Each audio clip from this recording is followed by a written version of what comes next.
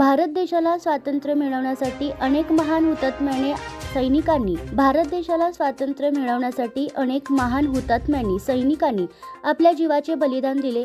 परिणामी काही लोकांनी स्वतःच्या विचाराने भारत देश स्वातंत्र्य करण्यासाठी प्रयत्न केले।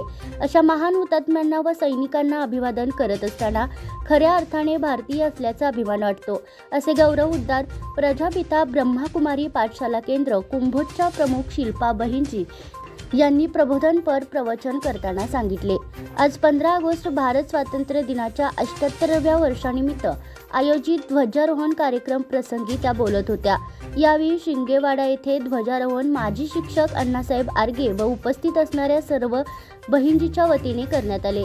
यावेळी परमपिता शिवबाबा यांनी सांगितलेले आचार विचार जगाला तारणारे असून आज त्यांचाच प्रचार प्रजापिता ब्रह्माकुमारी शाखेच्या वतीने केला जात असून त्यासाठी कुंभोज परिसरातील नागरिकांचे चांगले सहकार्य लाभत असल्याचे मत श्वेता बहनजी यांनी बोलताना व्यक्त केले।